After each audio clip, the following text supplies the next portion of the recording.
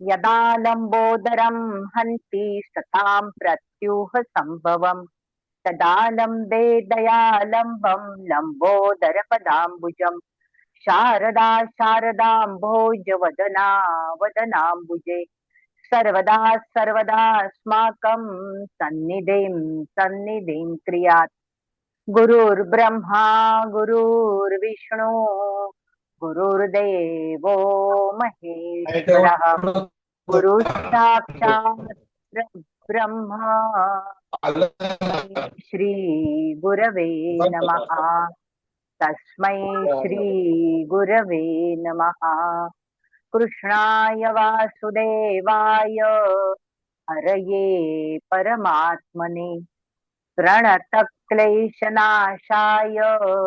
गोविन्दाय नमो नमः गोविन्दाय नमो नमः गोपाल कृष्ण भगवान की जय पुरुषोत्तम भगवान की जय।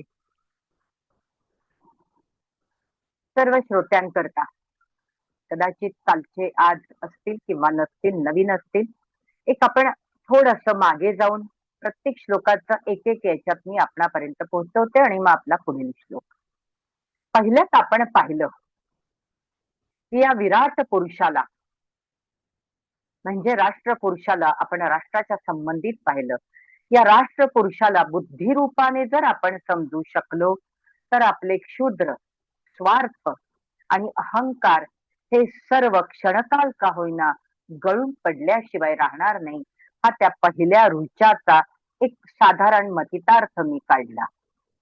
दुसरा आहे दुसरी रुचा की अहमपणा मीपणा जात नाही तोपर्यंत आपल्याला आत्मरूपी परमात्म्याची जाणीव होणार नाही। हा विरट पुरुष हा सर्वांचा शास्त्र आहे। शास्त्रा म्हणजे शासन करणारा तो नियंत्रक आहे तोच जगदीश्वर आहे आणि म्हणूनच त्याला जाणून घेण्याचा प्रयत्न आपण केलाच पाहिजे हे दुसऱ्यामध्ये आपल्याला ध्वनित झालेलं दिसतं। तिसऱ्याकडे वळलो तर गणित म्हणून आपण याच्याकडे पाहायचं नाही। गणितात जरी समजवलं तरी पण ते गणित नाहीये तर हे एक शास्त्र आहे आणि ते असं आहे की 1/4 भाग सृष्टीरूपी व्यक्त जगत आहे जे आपण पाहतो हे सारं विश्व तर अव्यक्त अविनाशी रूपाने असलेलं जगत हे 3/4 अशी या गणिताच्या भाषेत विभागणी याची दाखवली आहे। म्हणजे व्यक्त जगतापेक्षा अव्यक्त जगत कितीतरी पटीने व्यापक आहे। त्याची व्यापकता त्याची दुर्बोधता आहे ते दुर्बोध आहे आपल्याला पटकन बोध होईल 3/4 भागाचं हे आपल्याला पटतच नाही आणि होणारही नाही। त्याची शक्ती त्याची व्याप्ती त्याची गती ही अत्यंत अवर्णनीय अशी आहे आणि त्या नारायणाचा त्या आदिपुरुषाचा त्या नारायणाचा अगाध महिमा आपल्याला या व्यक्त सृष्टीतून जाणून घ्यायचा आहे। व्यक्त सृष्टी किती आहे 1/4 आणि ती एकदा त्याची जाणीव त्या नारायणाच्या अस्तित्वाची जाणीव आपल्याला झाली की आपला हा व्यक्त जगाविषयी असलेला खोटा अभिमान हे माझं ते माझं मीपणा हा सेल्फ सेंटर्डनेस ज्याला आपण म्हणूया हा खोटा अभिमान आहे हा वृथा आहे। हा अभिमान तेव्हाच गळून पडेल आणि त्या विराट पुरुषाचं भव्यत्व दिव्यत्व आपल्या ध्यानी येऊ लागेल असा एकूण या तिन्ही श्लोकांमधला मतितार्थ आपण या ठिकाणी पुनश्च आपल्या सोयीकरता गोळा केला। जाऊया आज पुढे। आजचा आहे रुचा नंबर 4। चौथी रुचा आपण पाहणार आहोत। ती रुचा अशी आहे आपल्या समोर पीडीएफ आहे। त्रिपाद ऊर्ध्व उदैत पुरुषः पादः अस्य इह अभवत् पुनः ततः विश्वं व्यक्रामत स अशन अन अशने अभि अर्थात याचा काय आहे की तो पुरुष जो आपण पाहिला, तो पुरुष जो विराट आहे, त्याला अजून विराट नाव सुद्धा मिळालं नाही, तो अधिपुरुष आहे. हा पुरुष ऊर्ध्व दिशेला 3 चरण ज्योतिरूपाने असतो. आता आपण पाहिलं 3 चतुर्थांश. भगवद्गीतेतला आपला 15वा अध्याय आपल्याला आढळेल. बरोबर आहे. ऊर्ध्व मूल अधः शाखा. आपल्याला इथे जायचंय त्याप्रमाणे. हा भूलोक रूपी एक चरण आहे. तो पुन्हा पुन्हा उत्पन्न होतो, कारण हे विनाशी आहे जग. हे जग कसं आहे? विनाशी आहे. त्रिपाद ऊर्ध्व उदयित पुरुष पादः अस्य इह अभवत पुन्हा. हे पुन्हा पुन्हा काय होतं? निर्माण होतं.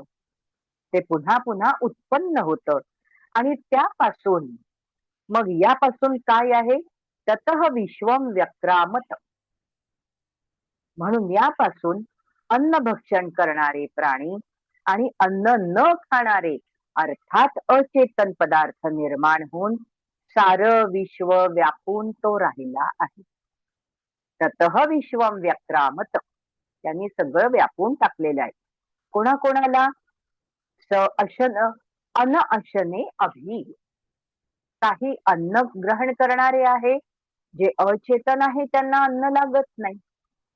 आणि असे जे पदार्थ निर्माण होऊन हे सारं विश्व त्यांनी व्यापलेलं आहे आणि सारं विश्व व्यापूनही तो राहिला आहे.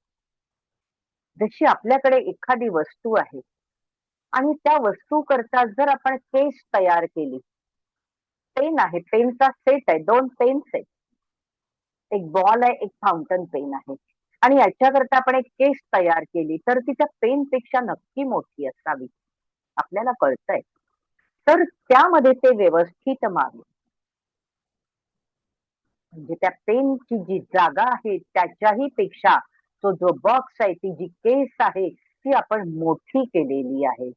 हा याचा अर्थ असा आहे की 1/4 सृष्टी ही एका पाव भागाची असली तरी ती कशी आहे? ती व्यक्त आहे.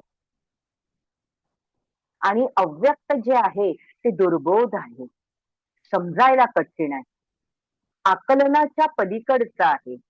मग असं जे आहे तेच आपल्याला जाणून घ्यायचंय. त्याची व्यापकता, त्याची विशालता, त्याची संपन्नता, त्याच्याकडे ऐश्वर्य आहे, गुणांचं गुणैश्वर्य, गुणांचं ऐश्वर्य आहे. हे सारं आपल्याला म्हणूनच समजून घेण्याकरिता आपल्याला हे पुरुष सुक्ताचा हा भाग आपल्याला दिलेला आहे. म्हणून हे सारं व्यापून तो उरला आहे आणि उरेलच ना, तो उरणारच आहे. म्हणून अशा अर्थाने हा एक ही चौथी ऋचा, याला श्लोक नाही म्हणत, याला ऋचा म्हणावी लागते, आणि त्याप्रमाणे हे इथे आलेलं आहे. 5व्या ऋचेकडे वळताना बघूया आपण काय म्हणतात. अस्मात् विराळ अजायत विराजः अधिपुरुषः सहजातः अति अरिच्यत पश्चात भूमीम अथो पुरः. म्हणजे काय? त्यापासून विराट देह उत्पन्न झाला, त्याचा अभिमानी जो विराट पुरुष आहे तो भूमी व्यापून उरलेला आहे. अगदी इथे तर अगदी 2 ओळींमध्ये आहे, पण आपण पाहणार आहोत थोडासा त्याचं डीप मिनिंग. या 5व्या श्लोकात आपल्याला स्पष्ट दिसतोय की विश्व निर्मितीतील 3 अवस्थांचा उल्लेख यात येतोय. याला 3 कशा झाल्या पहा. तस्मात विराळ अजाय. आता असं म्हणतात की संस्कृत मध्ये अ हा वर्ण नाहीये, पण इथे दिसतोय आपल्याला, इथे आपल्याला दिसतोय. ऋग्वेदामध्ये जिथे ड आहे तिथे ळ म्हणायचा प्रघात आहे, आणि ही ऋग्वेदातला आहे. ओम अग्निमिळे असे ऋग्वेदातली पहिली ऋचा आहे. असा हा शब्द नाहीये, तिथे ड आहे. ओम अग्निमिळे, हा ड आणि ढ हा ऋग्वेदामध्ये वेगळा उच्चारला जातो. ड च्या ऐवजी ळ म्हटला जातो अनुक्रमे, आणि जो ढ आहे, ढगाचा ढ, त्याच्याऐवजी ह च्या पोटात ल असं हे वैदिक वर्ण जो आहे, तो आपण संस्कृतमध्ये आपल्या अभ्यासक्रमात वगैरे आपण कुठे वापरत नाही. पण ते जे हे सगळे मोठमोठे वेद म्हणणारे लोक आहेत, त्यांच्याकडे मात्र ते आपल्याला वर्ण दिसेल, तो ढ च्या ऐवजी आलेला आहे. ते फक्त ऋग्वेदाकरता मर्यादित आहे. म्हणून इथे शब्द आहे विराळ. ओम अग्निमिडे. तो ड आहे, पण इथे ऋग्वेदात म्हटलंय अग्निमिळे, कमळाचा ळ. बघूया आपण. तस्मात विराळ अजायत, म्हणजे अजायत आणि विराज आदिपुरुष, आदिपुरुष. बघूया आपण. तर विश्व निर्मितीतील 3 अवस्थांचा उल्लेख यात आहे. पहिला आहे आदिपुरुष. याला पुरुष असं आपण सुरुवातीपासून म्हणतोय. या आदिपुरुषापासून विराट उत्पन्न झाले. विराज हा वैदिक एक छंद आहे, वैदिक छंदही आहे. म्हणून विराजला स्त्रीलिंगी केलेलं असावं, कारण साधारणतः छंद हे स्त्रीलिंगी घेतलेले आहे. म्हणजे इकारांत आहे. आपल्याला येतील ते पुढे एका रुचीमध्ये येतात आहे छंद आपल्याला. ते 7 छंद आपल्याला बघायचे. आता ती विराज म्हणजे काय? तर विराज म्हणजे विश्वाला प्रसवणारी, ती प्रसवणारी गाय आहे. जी जी भूतसृष्टी आहे ते ते तिचे वासरू आहे. आणि त्या त्या भूताला, त्याला त्याला ती दूध पुरवते. आपल्याला इथे पृथ्वीराजाची गोष्ट आठवते, की ती पण ऋग्वेदातलीच आहे अर्थात, म्हणूनच तिथे आहे ती कनेक्टेड, की तो पृथ्वीराजा धरणी मातेनी सगळं आपल्या पोटात गुडूप करून ठेवलं होतं, कारण त्याचे वडील जे होते ते दुःशासक होते, वेन राजा. आणि म्हणून ते धरित्रीला आपल्या बाणाने तिच्यावर बाण रोधला, आणि तेव्हा ती स्त्री रूपात येऊन ती म्हणते आहे, की असं माझ्यावर बाण चालवू नको, तू प्रजेच्या सहाय्याने तिथे कर्षण कर, म्हणजे शेती कर, आणि मग माझ्यात असलेलं जे काही वनौषधी आहे, सगळं अन्न धान्य फळ फळावळ पुष्प हे सगळे मी गुरूप केले आहेत, कारण परकीय सत्ता आली तर हे सगळं हरण होतं, त्याकरता हे तुला पुनश्च मिळेल. अशी श्रीमद भागवत पुराणात पण ती कथा येते. तर त्याप्रमाणे तिथे हे गाय रूपकात्मक आहे. हे विराज याला काय म्हटलेलं आहे, म्हणून थोडस स्त्रीलिंगी त्याच्याकडे ती अशा अर्थाने संबोधन आहे. हे लिंगविशेष जे आता मी आपल्यापर्यंत पोहोचवते आहे, हे आपल्याला समजण्यासाठी केलंय.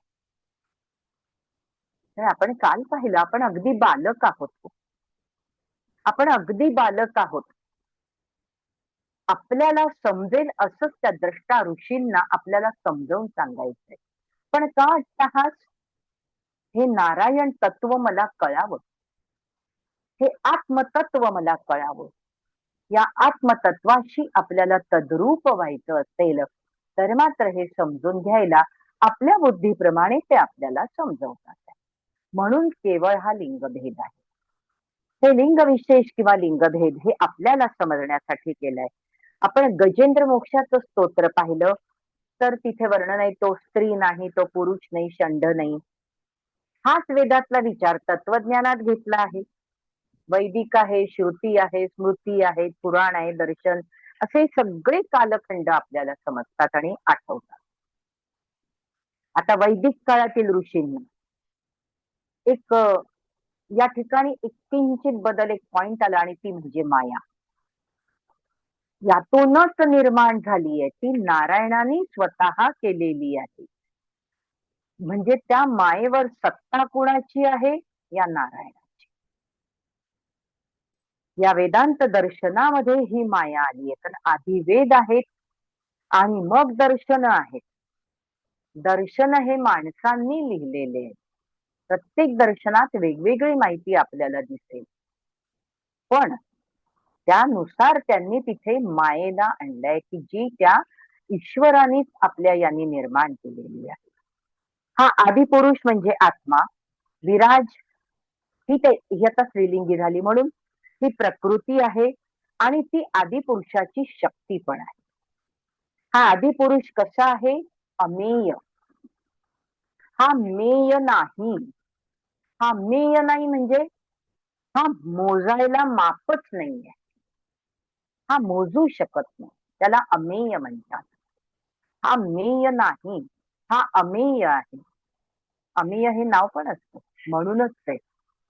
त्याला आपल्या मोजायला आपल्याकडे माप नाही. आपण थोडा विचार केला तर आपल्या लक्षात येतं. आपण लहानपणापासून सगळं सगळं गणित काय सगळे विषय अभ्यासतो आहोत. आता तर खूपच वास्ट आहे.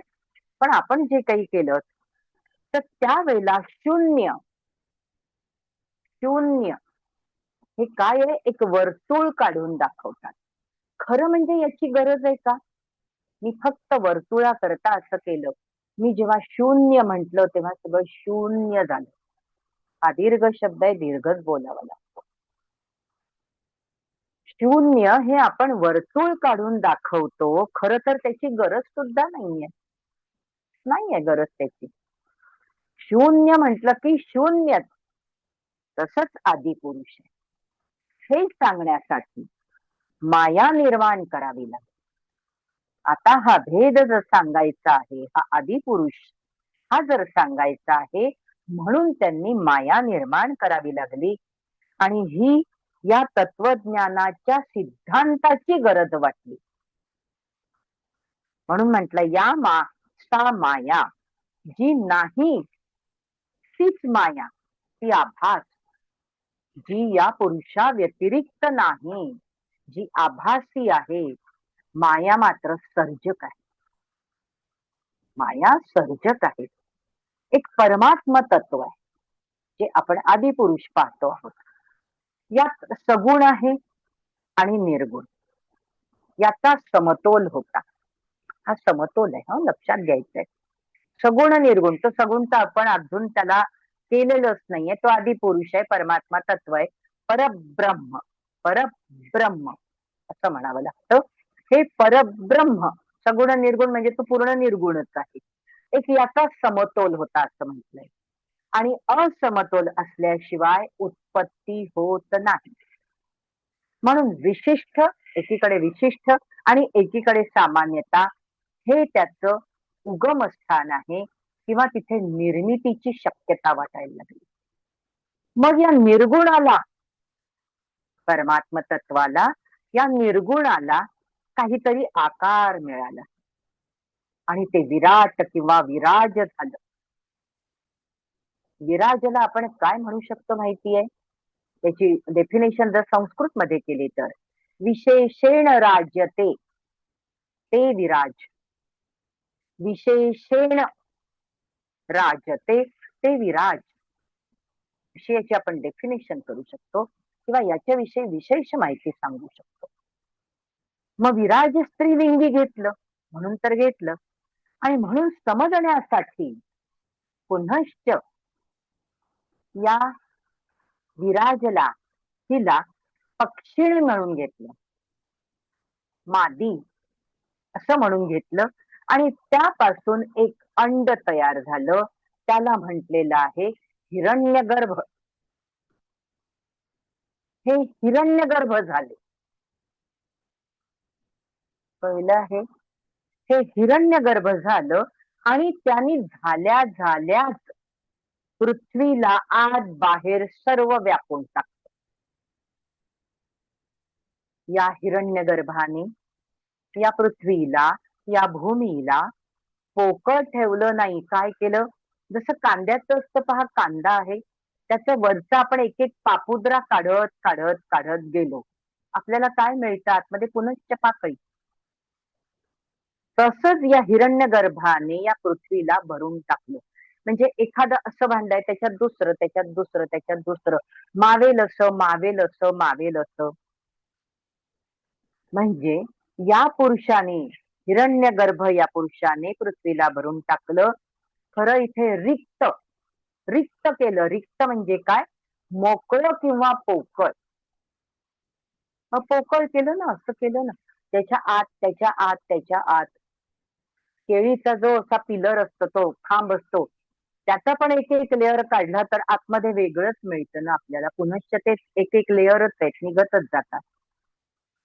म्हणून या पृथ्वीवर अनंत जीव झाले, ते सर्वच्या सर्व हिरण्यगर्भाचे अंश आहेत.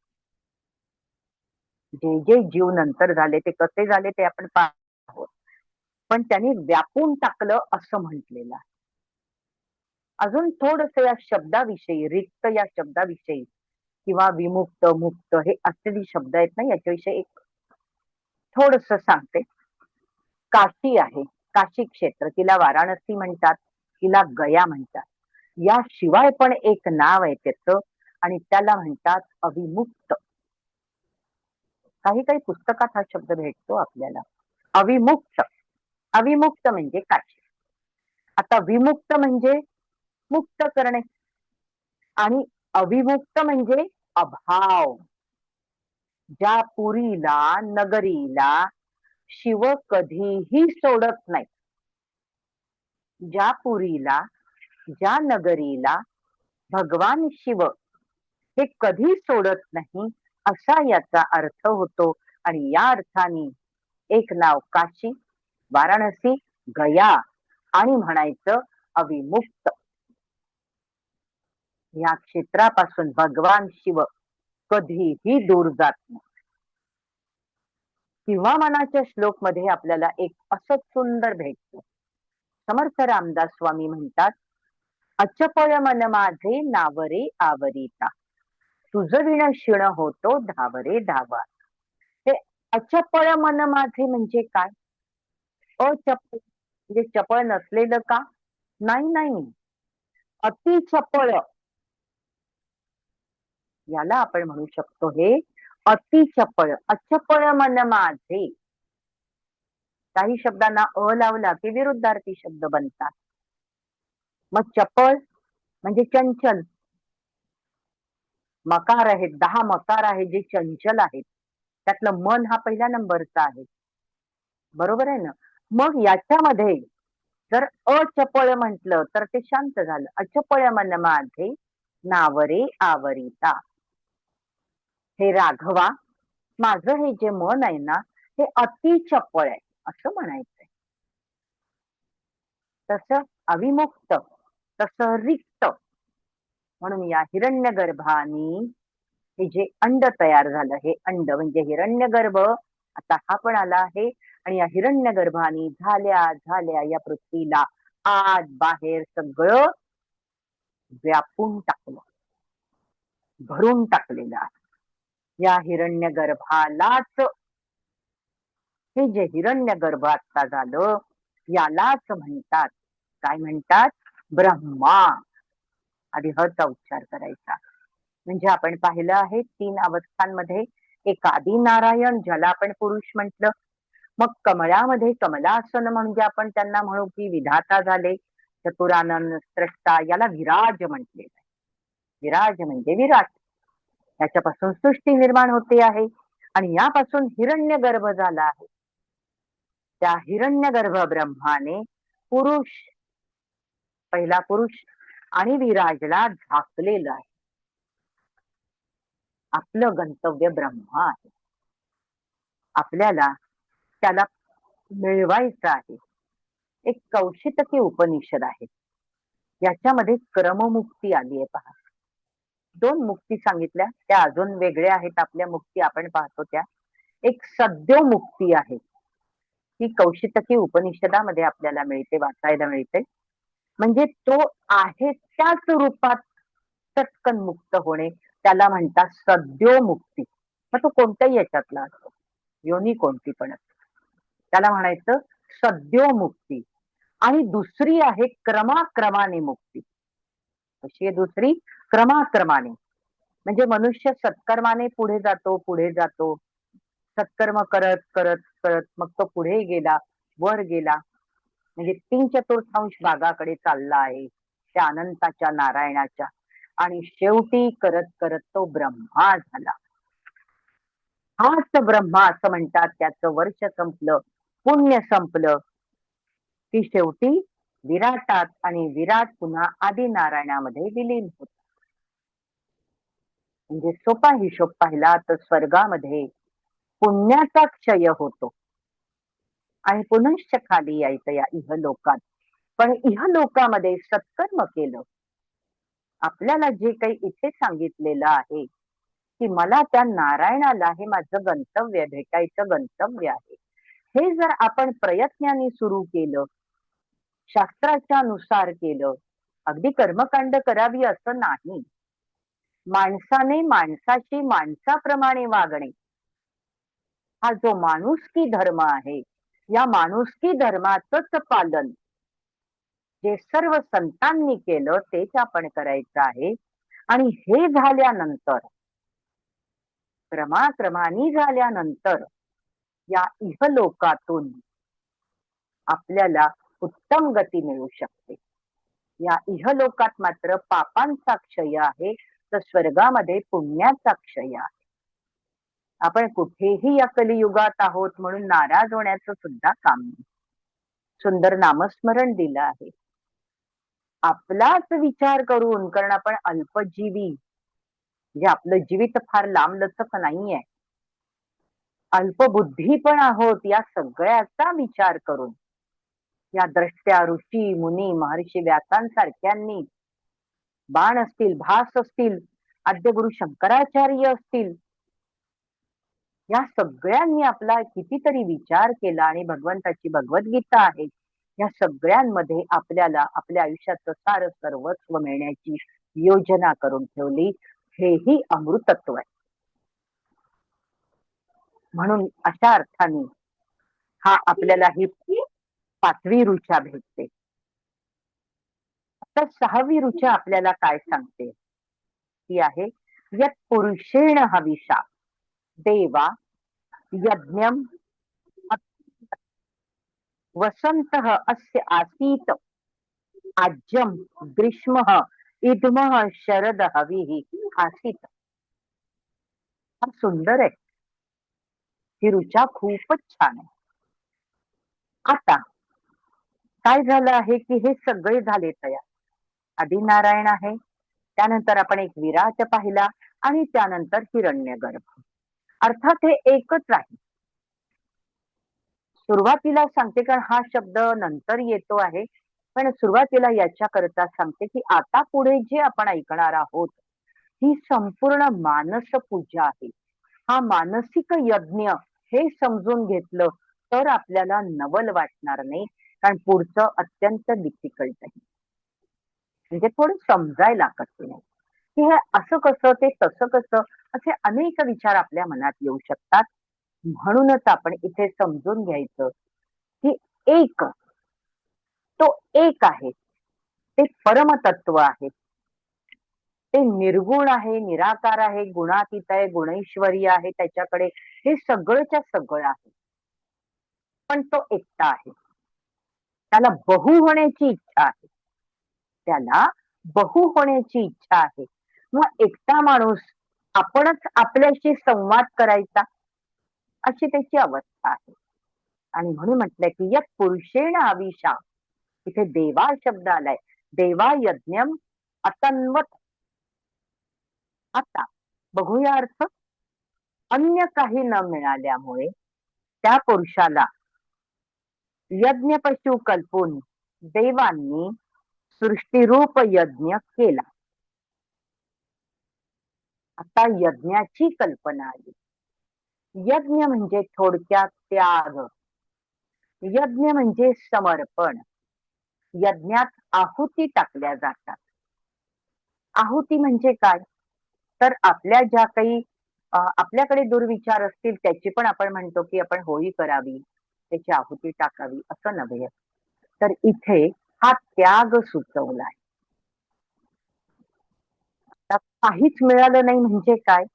यत् पुरुषेण हविषा. हविषान्न असतं ना काही ना काहीतरी. मग ह्या देवांनी त्यांना काहीच मिळालं नाही, त्या पुरुषालाच यज्ञ पशु केलं. मग देव कुठून आले? ते प्रत्येक, तो जो आदि पुरुष आहे, तो एकच पुरुष आहे, त्याच्या प्रत्येक अवयवानी देवांचं रूप घेतलं, ऋषींचं रूप घेतलं आणि हा यज्ञ सुरू झाला. त्या यज्ञामध्ये वसंत, हा वसंत ऋतू हाच आज्य. आज्य, आज्य म्हणजे तूप. हं? या आहुतीचं तूप. ग्रीष्म ऋतू हे इंधन. म्हणजे यज्ञातील लाकडं आणि समिधा. आणि शरद ऋतू हा आविर्भाग झाला, म्हणजे भाताचा चरू असेल किंवा इत्यादी साहित्य लागणार. सृष्टीत उत्पत्ती स्थिती रूप यज्ञ देवांनी सुरू केला आणि त्यासाठी विराट पुरुषाने बंधन स्वीकारले. हे महत्वाचं आहे. बघूया याचं विश्लेषण.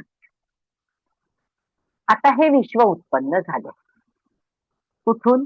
हिरण्यगर्भ. आता या पुढील प्रक्रिया कशी झाली, काय झाली, ती या रुचीमध्ये दिलं. आपल्या मनात एक विचार येतो, किंबहुना तो आलाच पाहिजे असं मला वाटतं. तो हा, की या निर्मितीचा हेतू काय, याचं प्रयोजन का, काय आहे प्रयोजन, मी का जन्माला आलो, याचं तरी प्रयोजन काय आहे.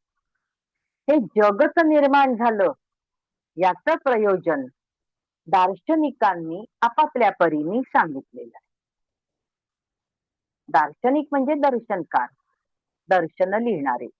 हे दर्शन षट दर्शन, की या फिलॉसॉफीवर सगळं अवलंबून आहे, सगळं तत्वज्ञान आहे. आधी वेद झाले आणि वेदानंतर उपनिषद आणि क्रमाक्रमाने मग ही दर्शन. मग या दार्शनिकांनी आपापल्या परीने याची उत्तरं मिळवली. कशाची? की हे विश्व का निर्माण झालं, मी का जन्माला आलो, माझं प्रयोजन काय आहे. खाणं पिणं, मजा करणं, क्रोध करणं, संताप करणं, द्वेष करणं, काय म्हणायचं, कशा करता आलो आपण. तर हे दार्शनिक आपापल्या परीने काय सांगतात बघूया. नास्तिक दर्शन म्हणतात की ही पृथ्वी, ही सृष्टी फक्त भोगासाठी निर्माण झाली. खाणं पिणं, विषयांचा उपभोग. तुम्ही कर्ज काढा पण तूप प्या, चार्वाक आपल्याला सांगतात. आपल्याला आठवतं, माझं दर्शनशास्त्रावरही झालेलं आहे, षटदर्शनांवर. जे श्रोते आहेत त्यांना आठवेल की चार्वाकचं म्हणणं काय. किरण काढा म्हणजे कर्ज काढा पण तूप प्या, कारण उपभोग घ्यायचा आहे. ही सृष्टी, हे सगळं विश्व हे निर्माण केलं उपभोगा करता केलं. कशा करता विषय आहेत, उपभोगा करता आहेत. हे केलंच पाहिजे. भगवद्गीतेत आपल्याला 16व्या अध्यायामध्ये आसुरी संपत्ती आठवते, ती सुद्धा इथे आठवलीच पाहिजे. नंतर म्हटलंय की ही पशुसृष्टी जी आहे ना, ही भोगयोनी. ते भोगातच असतात, ते कायम भोगात असतील ना, कारण ती भोगयोनी आहे. ती कर्मयोनी कशी काय असणार आहे. आहार निद्रा भय आणि मैथुन, हे जीव सृष्टीतील मनुष्य सुद्धा त्यातला एक आहे. त्यांच्याकडे या चार शिवाय, पशुयोनीमध्ये या चार शिवाय दुसरी कुठलीही गोष्ट नाही. म्हणून आहार निद्रा भय आणि मैथुन याच्यावर त्यांची ती भोगयोनी असते. आयुष्य संपलं की संपलं, भोगही संपले त्यांचे. पण मनुष्याकडे एक विशेष गोष्ट आहे, आणि ती विशेष गोष्ट म्हणजे विवेक. सत्सद विवेक बुद्धी, नीर क्षीर विवेक बुद्धी. चांगलं आणि वाईट जर एकत्र असेल तर मला वाईटाला वेगळं ठेवता आलं पाहिजे आणि चांगलंच घेता आलं पाहिजे. मी कुसंगत करायची नाही, तर मी सत्संग करायचा, हे आपल्याला ठरवता यावं. याकरता विवेक ही फार सुंदर गोष्ट आपल्याकडे मनुष्याला दिलेली आहे या परमात्म्याने. आणि आता आस्तिक दर्शन काय म्हणतात.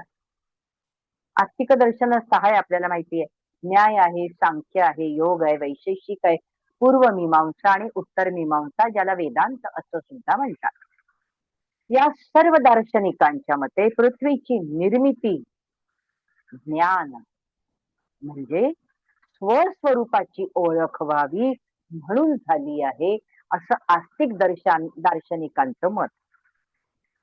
हा त्या परमात्म्याचा अजून ते सांगतात. आस्तिक दर्शनकार पण सांगतात, त्या दार्शनिक आपल्याला, की ही जी सृष्टी, हे जे विश्व निर्माण केलं, हा त्या परमात्म्याचा किंवा त्या पुरुषाचा, आपल्याला पुरुष माहित झाला आता, या पुरुषाचा विलास आहे. तो एकटा आहे, त्याला करमेना, त्याला बहुभावच वाटतंय, आणि म्हणून हा त्याचा लीला विलास आहे. त्याला चिदविलास असं पण म्हणतात.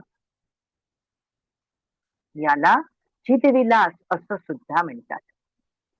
काही लोक यज्ञ परंपरेला मानणारे, बरोबर आहे, त्यांनी यज्ञातून, यज्ञाद्वारा आणि यज्ञाकरिता जग निर्माण झाले असं म्हटलंय. हे पूर्वमीमांसक म्हणजे कर्मकांड करणारे म्हणतात. मग यज्ञ करते कोण? आदिपुरुष एकच आहे. आदिपुरुष यानंतर विराट पुरुष. मग चेतना आली, आली ना, चेतना आली म्हणजे प्रकृती आली, किंवा आपण तिला काय म्हंटल, माया म्हंटल. मग ही चेतना आली. या चेतनेमुळे अणु रेणू हा गतिमान झाला. मूलद्रव्य एकच आहे, मूलद्रव्य एकच आहे, आणि ते म्हणजे आदिपुरुष. मग अणु रेणू गतिमान झाल्यामुळे काय झालं? आकार आला, हिरण्यगर्भ आला, सूर्य आला, सूर्य आलेला आहे. आणि हा जो सूर्य आला त्याच्यापासून अनेक ग्रह निर्माण झाले. हाच ब्रह्मा, ज्याला आपण हिरण्यगर्भ म्हणतो, हा साकार झाला. हा सवयव म्हणजे सावयव हा झाला. त्याच्या एकेका अवयवाच्या ठाई एक एक देवता झाल्या, आणि यांना म्हटलं आहे साध्य. याला काय म्हटलेलं आहे? साध्य म्हटलेलं आहे. आपला श्लोक आपल्याला आपली रुचा विसरून चालणार नाही. याला साध्य म्हटलेलं आहे. हे साध्य जे आहे, पुराण हे निर्गुणाला आकार देऊन सांगितलेलं आहे. पुराण सांगितलेलं आहे हे काय केलं आहे, या निर्गुणाला, परब्रह्म परमात्म तत्व याला आकार दिला, आणि मग ते पुराण झालेलं. एक एक देवतेचा विशिष्ट असा भाग आहे. एकूण 14 मन्वंतर आहेत. या आधीच्या कल्पातीलही देव बरं का, यांना साध्य म्हटलेलं आहे. आता त्या अवयवांनी यज्ञ सुरू केला. या यज्ञाला हविद्रव्य पाहिजे होतं. आपण पाहिलं की याला काय पाहिजे आहे? हविद्रव्य पाहिजे आहे. यात पुरुषेण हविषा देवा यज्ञम अतन्वत. तन म्हणजे ताणणे, ओढणे. जसं रबराला आपण ताणतो त्याप्रमाणे तो शब्द इथे आहे, तो धातू इथे आपल्याला बघायला मिळतो.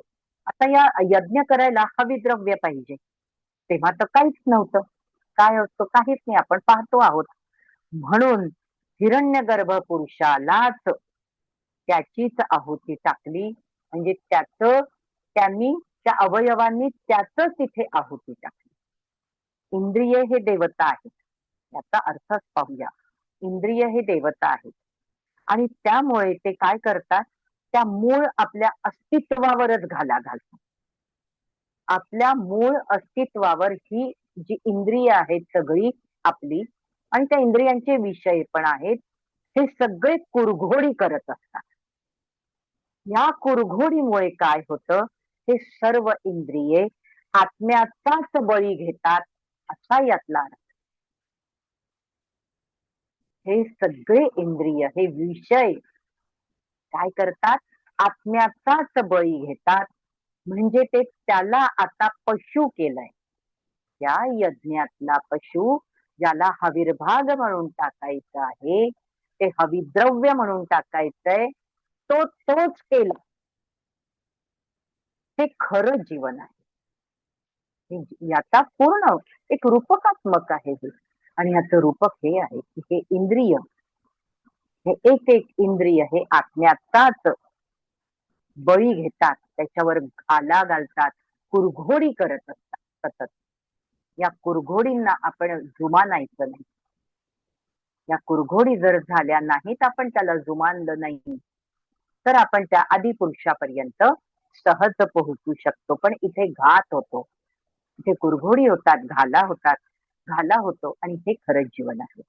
शब्द, स्पर्श, रूप, रस, गंध अशा या वेगवेगळ्या विषयांसाठी मनुष्य जगत असतो. हे आपण विस्तीर्णपणे पाहू शकतो. ज्याला स्पर्श आहे, या प्रत्येकाचा एक एक अधिकारी आहे, पण आपल्याकडे वेळ नाही. म्हणून आपण हे विस्तृत असं घेऊ शकत नाही.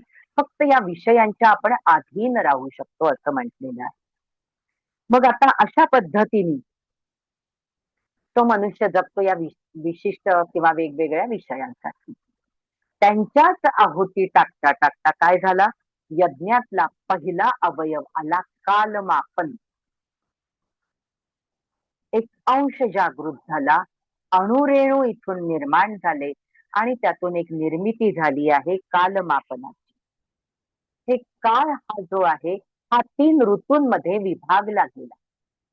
आपण पाहिलेलं आहे की तो 3 ऋतूंमध्ये इथे विभागला गेलेला आहे. वसंत, ग्रीष्म आणि शरद. या वसंताला आपण पाहिलं की आज्य केलं म्हणजे तुप केलं, हे द्रव रूपात घेतलं. वसंत पंचमी पासून साधारणतः वसंत ऋतू आपण निसर्गात बघत असतो. मग या ऋतूमध्ये निसर्गामध्ये रस भरलेला आहे. काय आहे? रस भरलेला आहे.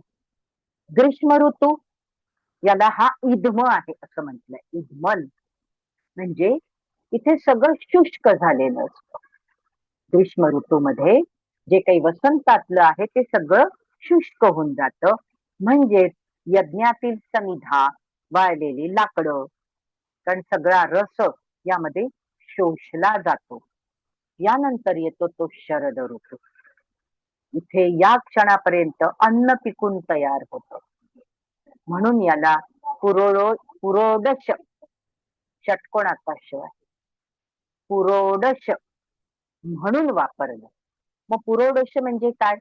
तांदूळाच्या पासून केलेले चरू असतील किंवा क्षीर असेल, म्हणजे याला आता आपण अपभ्रंश शब्दाने क्षीर म्हणतो. क्षीर हा शब्द नाहीये, खरं आहे क्षीर.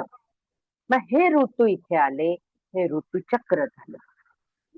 शास्त्र असं सांगतं, मूळ कल्पसूत्रामध्ये सांगितलेलं आहे की यज्ञ कोणी केव्हा करावा. इतकं गहन आहे हे शास्त्र की आपण कशा कशा विषयी आपण इथे सांगायचं.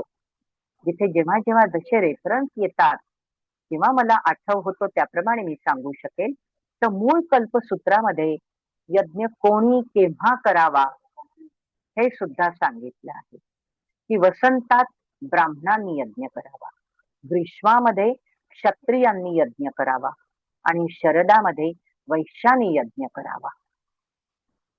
माहिती याचा अर्थ यज्ञ करायचा म्हणजे त्याग, यज्ञ करायचा समर्पण, हे सगळं समर्पणाचं आहे. हे आपल्याला त्यांनी दिलेलं त्यालाच अर्पण करणे या अर्थाने हे सगळं आलेलं आहे. वसंतात रस असतो, त्याच्याकडे संयम पाहिजे ब्राह्मणाकडे, म्हणून त्यांनी यज्ञ करायचा. ग्रीष्मामध्ये लाही लाही होते, त्यावेळेला क्षत्रियांनी यज्ञ करायचा, कारण तो संरक्षक आहे. अशा अर्थाने हे सगळंच्या सगळं अभिप्रेत आहे. हे आपल्यापर्यंत पोहोचवण्याकरता मला देवाने निवडलं, स्वातीताईंनी निवडलं, पण त्यांना माहित नाही बुद्धी दिली असेल ईश्वराने. आणि याबद्दल खरंच मी किती आभार मानू हे मला कळत नाही, माझ्याकडे शब्द नाही. यानंतर आपली ऋचा आहे सातवी. सातवी ऋचा आपल्याला भेटते आणि ती सांगते आहे, तम यज्ञम बर्हिषी प्रोक्षण पुरुषम जातम अग्रतः तत् देवा अयजंत साध्या ऋषय. छान आहे. काय सांगितलंय की सर्वांच्या आधी जन्माला आलेल्या त्या पुरुषावर देवांनी, आता आपण पाहिलं देव कोण, ऋषी कोण, देवांनी, ऋषींनी आणि साध्य गणांनी प्रोक्षण करून सृष्टीरूप यज्ञ केला. हा मानसिक यज्ञ आहे. पुन्हा आठवण करून देते, काय आहे हा? मानसिक यज्ञ आहे. आता ह्या यज्ञामध्ये आपण पाहिलं एक पुरुष, आधी पुरुष उत्पन्न झाला, तो यज्ञ पुरुष, तो यज्ञ पुरुष झाला. ज्या पदार्थाला यज्ञात आहुती म्हणून देतो त्याचं प्रोक्षण करावं लागतं. प्रोक्षण म्हणजे काय? ती वस्तू पवित्र असायला हवी.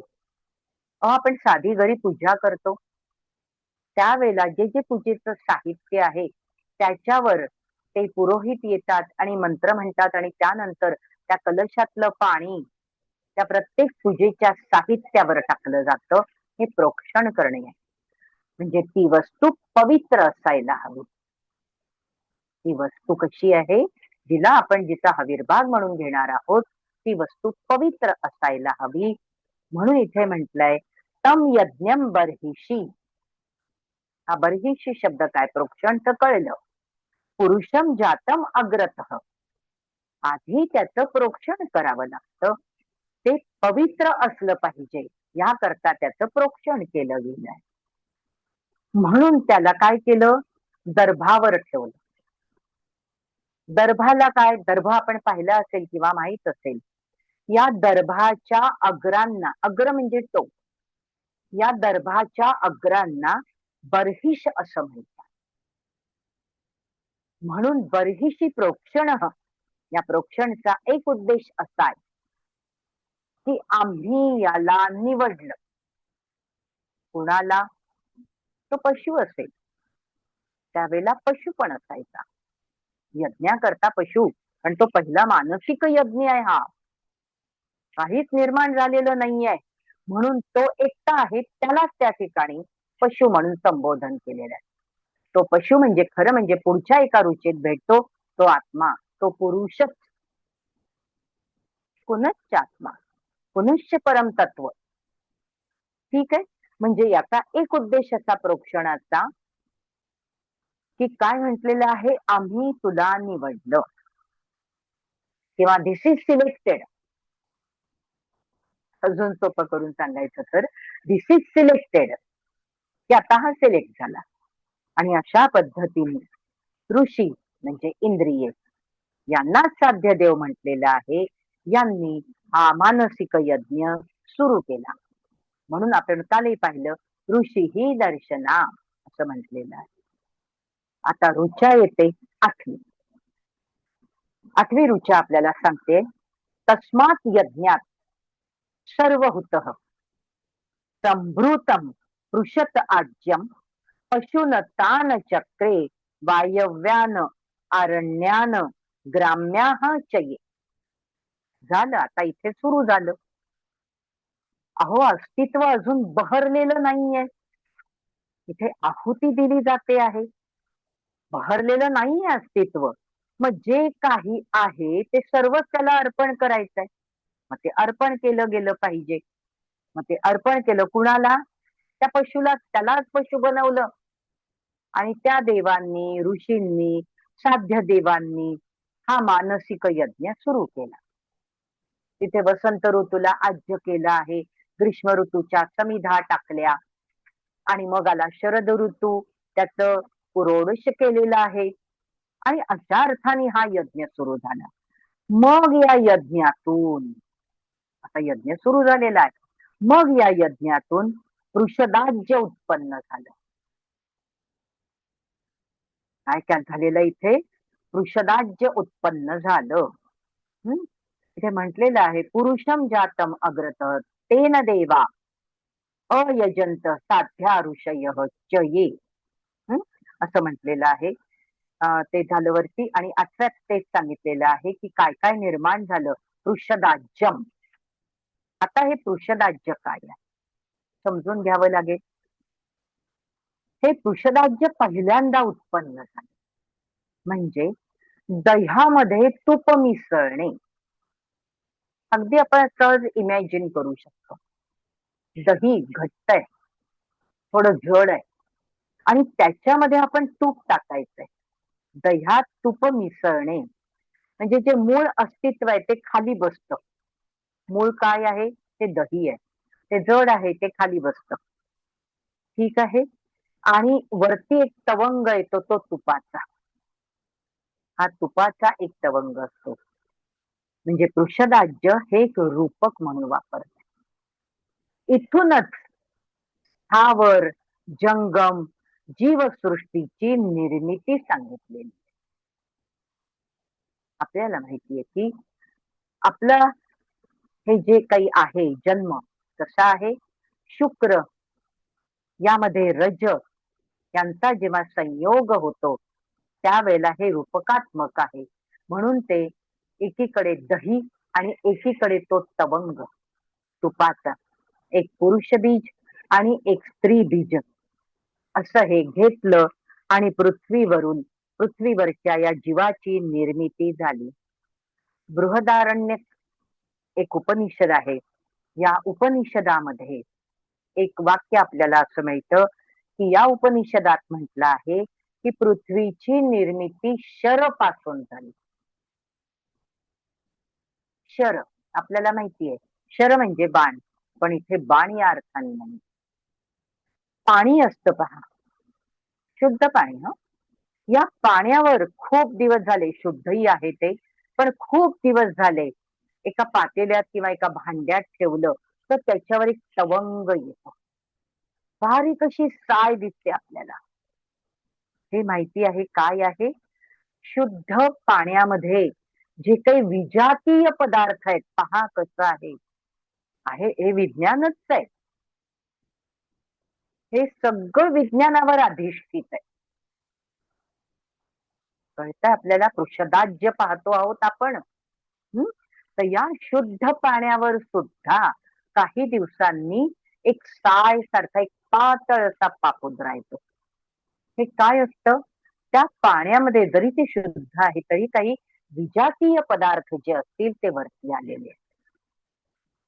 आणि म्हणून त्याला तेच शर आणि यापासून पृथ्वी निर्माण झाली असं वर्णन येतं.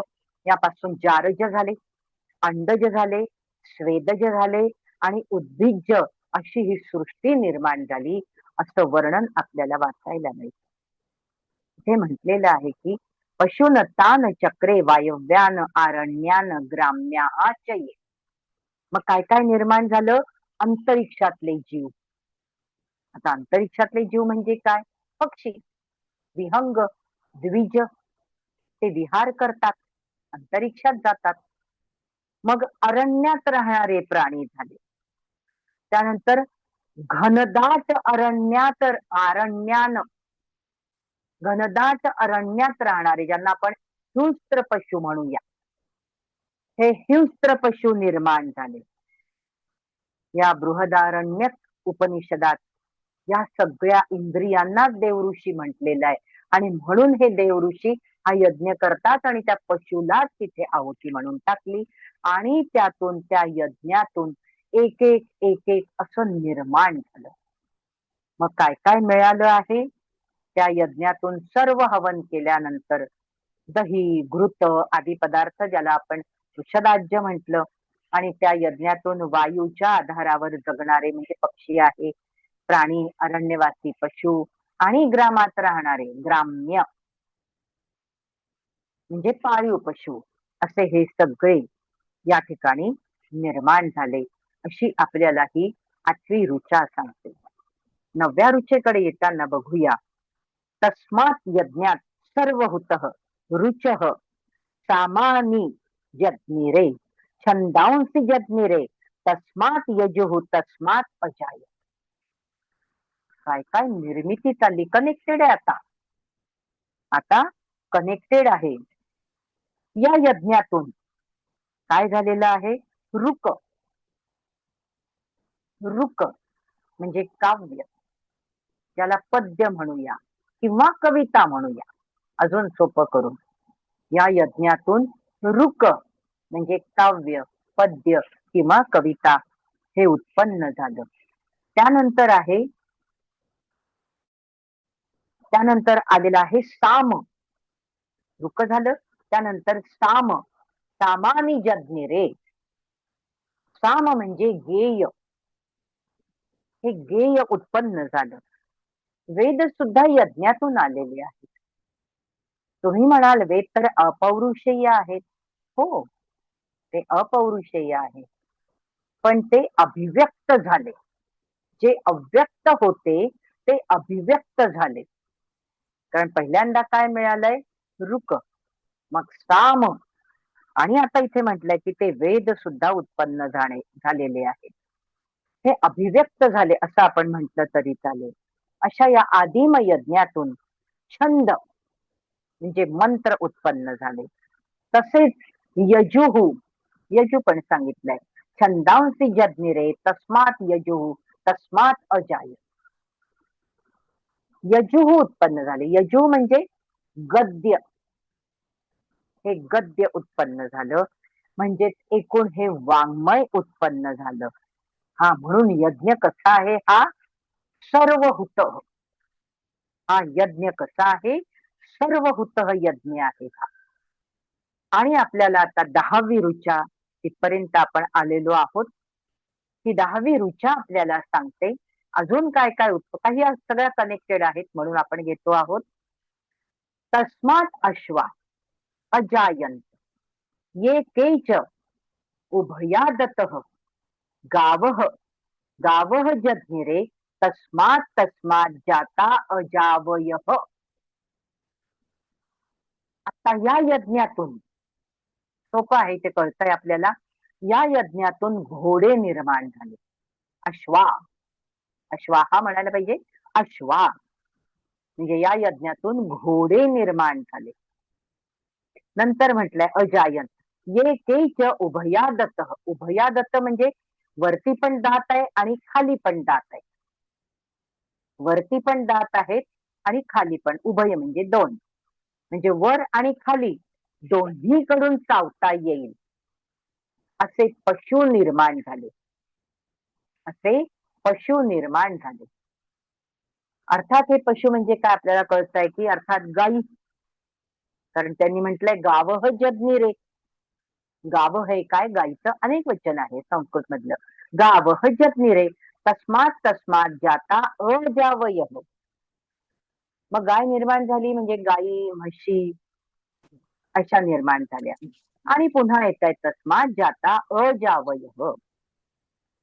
अजा म्हणजे शेळी आणि आविक हा शब्द आहे मेंढी करता. या दोन्हीच संधी झाली आणि मग ती आहे अजावयः. म्हणजे आपण त्याला म्हणू शेळ्या मेंढ्या ह्या सुद्धा यातून निर्माण. काय काय निर्माण झालं मग यातून घोडे निर्माण झाले. वर आणि खाली दात आहेत ज्यांना चावता येत आहे दोन्हीकडून. कारण काही जे पक्ष्यांना दात नाही येत चोचीने ते तोडतात. आपण चिमणी पाहतो, छोटे छोटे पक्षी पाहतो आपण. गरुड वगैरे असं प्रत्यक्ष शिकार करताना फक्त डिस्कव्हरीच पाहिलेला आहे नो डाऊट. पण तरी ते काय करतात ती चोच असेल त्या चोचीने अतिशय कणखर असेल त्यांनी ते करतात. त्यांना दात म्हणून नाही. आता मगरीच्या तोंडात केवढे दात आहेत. आपल्याला प्रश्न पडतो. मला फार वाटायचं असतं की इतके काही ठिकाणी तर त्याचं संख्या सांगितली आहे. तर गुगलवर सगळं पाहायला मिळतं. 3 ते 4 हजार दात आहेत. तिचे दात पडतात पुन्हा येतात. हे 3-4 हजार दात असून सुद्धा ती त्याची जी शिकार आहे त्याला गिळून टाकते. ती मगर काय करते असा जबडा उघडते आणि तिचे दात आहेत ते दात एवढे कशा करतायत फक्त तर ती शिकार कॅप्चर करायला म्हणजे ती पकडून ठेवायची ती बाहेर जाऊ नये म्हणून. अगदी एकात एक असं मगर मिठी म्हणतो तशी. तर ते असे एकात एक फसलेले असल्यामुळे ती शिकार काही बाहेर जाऊ शकत नाही. पण ते जे दात आहेत किंवा तिचा जो जबडा आहे तो असा असा आपण कसं चरवण करतो रवंथ करतात गायी म्हशी तसा तिचा जबडा इकडे तिकडे होत नाही. त्यामुळे तो फक्त असा उघडतो. एवढ्या दातांनी ती त्याला कॅप्चर करते आणि छोटा जरी प्राणी आहे तरी ती गिळून टाकते. तरी ती मगर काय करते ते सगळं गिळून टाकते. एवढा मोठा का असेना तो प्राणी. आणि मोठे मोठे प्राणी गिळल्यानंतर मात्र ती वरती येते आणि दगड धोंडे ते खाऊन टाकते. मग हे दगड काय करतात ते आतलं सगळं पचना करता मदत करतात. खूप मोठी प्रक्रिया आहे. पण मगरीच्या दातांचं नवल वाटतं. किती चावत का नाही ते भक्ष्य अशी अशी खात का नाही. म्हणजे दातांमध्ये सुद्धा प्रकार आहे. पण इथे कसं वर्णन हे सगळंच्या सगळं ही बायोलॉजी नाही वाटत का आपल्याला. ही जीवशास्त्र आहे. हे अशा पद्धतीने निर्माण झालेलं आहे. आपण एक घेऊया आणि थांबू. स्वातीताई काय? स्वातीताई मॅम एक विचारू का? एक घेऊ का? एक घेऊया आपण. हॅलो, चालेल सगळ्यांना? हो चालेल, पण मॅम मला एक विचारायचं होतं. 6व्या हा. रुचीमध्ये तुम्ही हे म्हटलं होतं की वसंत ऋतू तूच झाला, ग्रीष्म ऋतू समिधा झाला, आणि मग हम्म. शरद ऋतू काय झाला? शरद ऋतूमध्ये अन्न पिकलं ना. अच्छा. अन्न पिकून तयार झालं आणि मग याला काय म्हटलंय? पुरोडश. अच्छा, पुरोडश म्हणजे आपण जे, पूर्वदर्शना. हा, जे चरू वगैरे आपण तयार करतो ना, हम्म. अशी तांदूळाचे चरू वगैरे तयार करतो यज्ञाच्या वेळेला, करेक्ट. ते म्हणून ते वापरले. कारण तोपर्यंत तो ऋतू असा आहे की त्यावेळेला ते शरद ऋतू आहे ना तो. म्हणजे सगळं शरदाचं चांदणं पडलेलं आहे, आपण कोजागिरी पौर्णिमा करतो, करेक्ट. नाही का, चंद्र अगदी जवळ आलेला आहे. अगदीच जसंच्या तसं आहे तो. त्याप्रमाणे ते तिथे आलेलं आहे. प्रतिताई घेऊया एक की राहू देऊ? एक घेऊया ताई. चालेल, आपण एक घेऊया,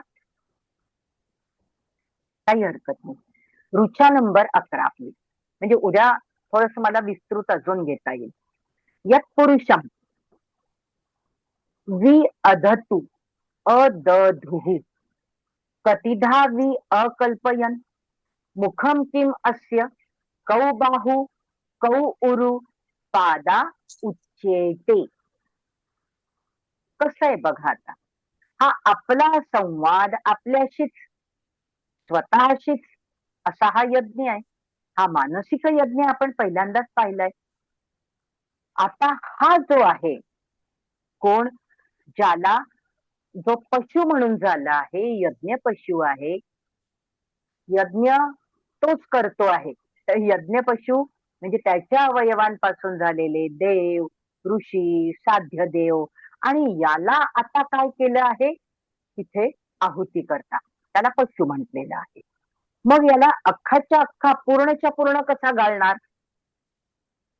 मग त्या यज्ञ पुरुषाला किती भागात विभागला? कसं म्हटलेलं आहे? यत पुरुषम वि, वि हा उपसर्ग आहे, अदधुः कतिधा, कतिधा वि अकल्पयन मुखम किमस्य. असे अनेक प्रश्न, यात प्रश्नच आहेत, म्हणून आपण हे घेतो आहोत. याला अख्खा किंवा असा पूर्णच्या पूर्ण कसा काय घालायचा, नाही का?